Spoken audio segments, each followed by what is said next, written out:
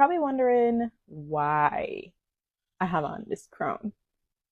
And it's because I'm that. No, man, I'm kidding. I'm wearing this crown because today we're here to do a book review on Our Vicious Oaths by N.E. Davenport. And I wear this crown to represent the Aether Princess Khadijah. Because if you're looking for a book with a strong, and I mean a strong female main character, this is a book for you because Khadijah defied all the odds stacked against her and she stood by her people.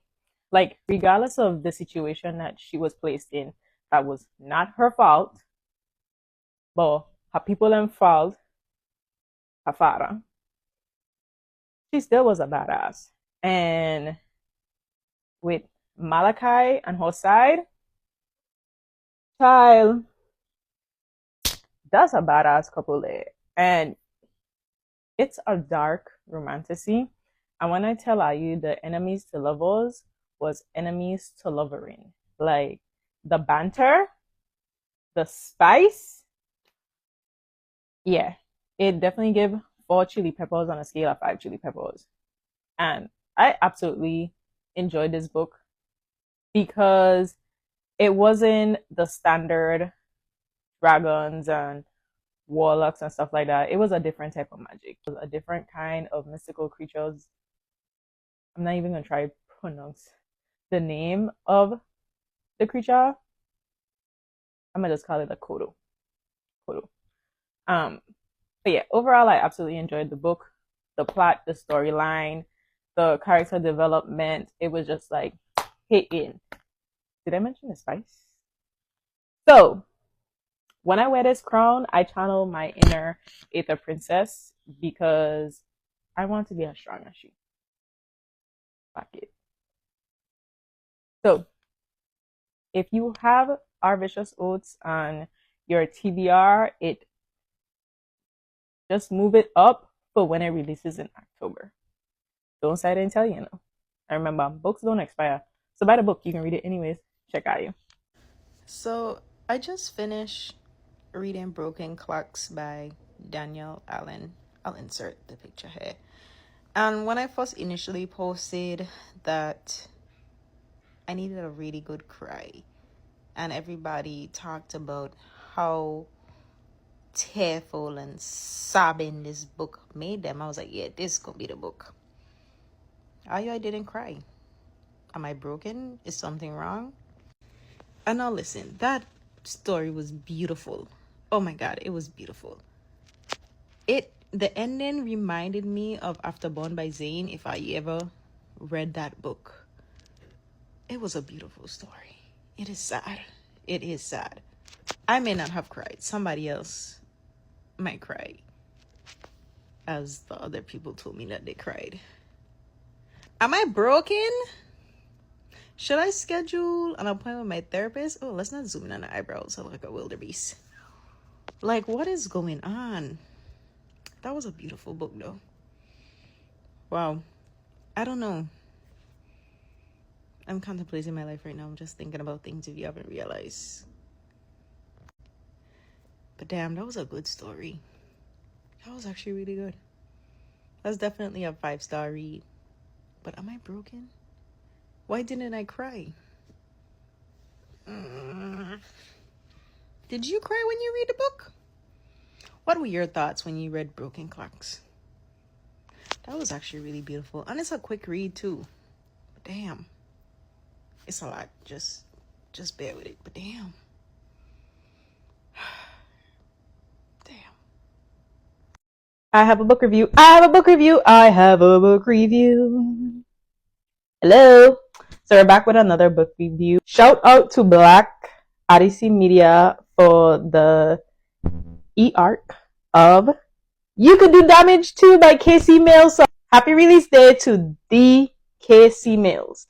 Now, You Could Do Damage Too is available now in all major retailers. So get your copy and let's get back into Nari and Kincaid's story. So of course, in You Could Do Damage, we are introduced to the characters Kincaid and Nari and basically how their love story came about. So, in You Could Do Damage Too, we are now following their love story after the marriage and all of that fun stuff.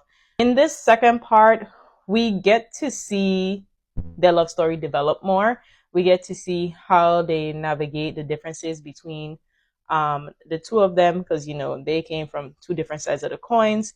So trying to navigate those battles is definitely going to irk you just a little bit, because Nari is like still getting used to having people that care about her, and Kincaid is so feral for her, and I absolutely love it. So he does kind of come off as controlling, but Nari forgets the type of lifestyle that he lives, and she can't be all willy nilly doing whatever she wants. And in this book, she really learns who her man really is. So this book touches on some of our favorite tropes, of course. He fell first, arranged marriage, a touch of found family, and I just created this new trope because I'm really starting to like it. I don't know if there's an actual name, but hardcore men turning softy. I just love it. If you enjoy those type of tropes, then this is definitely the book for you. Like I say, happy release day to the KC males. You Could Do Damage Too is available now in all major retailers, but make sure you read You Could Do Damage first before you wrap into the second one. Got it? Get it? Good. If you already read this book or you already read the first one, let me know in the comments what you thought about it. And remember, books don't expire. Buy the book. You read it anyways. Check out you. Side, what going on? I am back with a book review. I know it's been a minute since I've verbally given a book review, but I am here with an arc review, and I want to shout out to Mary C. Kim for providing this arc in exchange for my honest opinion. And let me tell you, 5 stars across the board for Sinful Serenity. Let me tell you, first, it is erotica. So if you know you don't read erotica, just move along.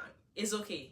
This one is not for you, Bookie, at all. But for my erotica girlies, you want to get this book. Oh my god. Beyond the fucking, because they fucking. Beyond that, this book touches on elements such as in grief in terms of losing a parent, archaic family conflicts, fighting with the thought of your childhood love and how to move forward with that.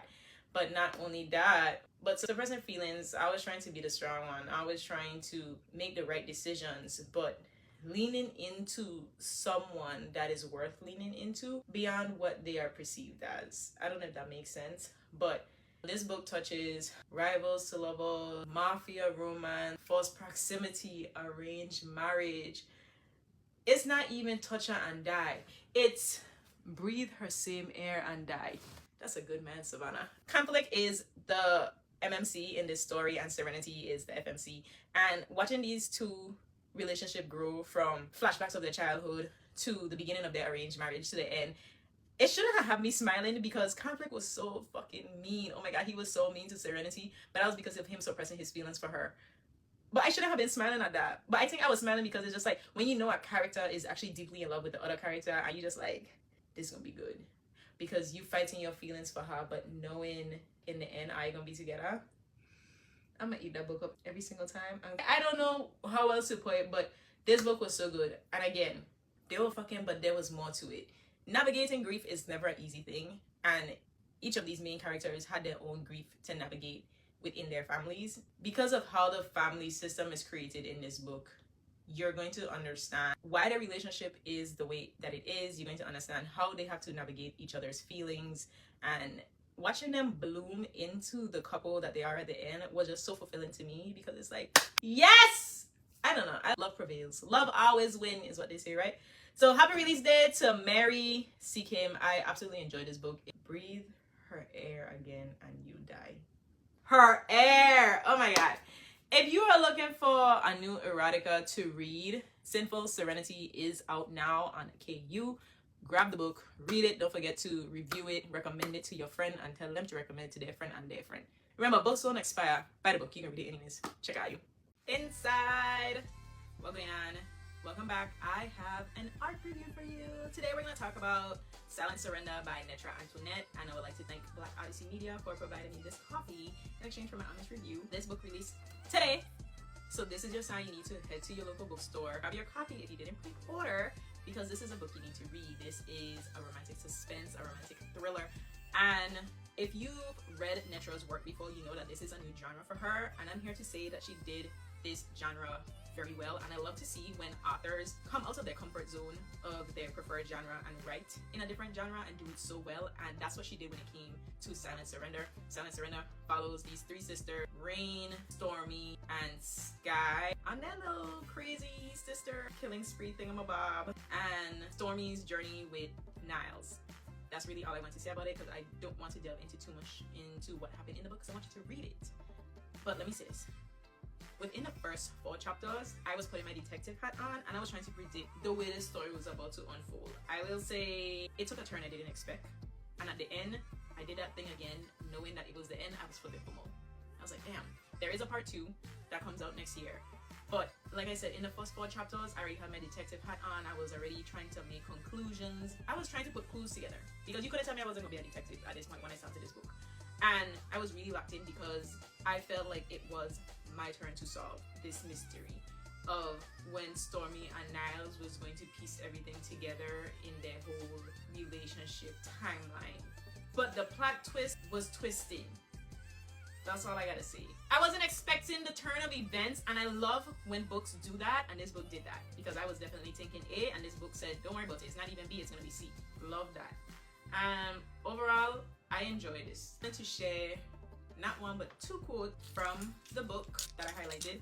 The first one is, and just like I told you before, I don't give a damn about none of that stupid ass shit you're saying. If a man shows you that you can trust him with your heart, give him the motherfucker. I made a note and I said, I get what you're saying, but also it's my heart. And I don't know, that little paragraph has speak to me, because it was like, you wanted me to be vulnerable. And yes, he's showing me, but there's always a shadow of doubt in the back of your mind. But what if? And then the other quote that I highlighted was, I finally stopped fighting the wind. I realized peace doesn't always come with noise. Sometimes it comes in the quiet, in the letting go, in the silent surrender. That's all. It was just so poetic to me. So I highlighted, I was like, oh, that was just so soft. But yes, Silent Surrender is available now. Happy release day to you, Netra Antoinette. I adore you. I adore your work. And remember, books don't expire. Buy the book. You can read it anyways. Check out you.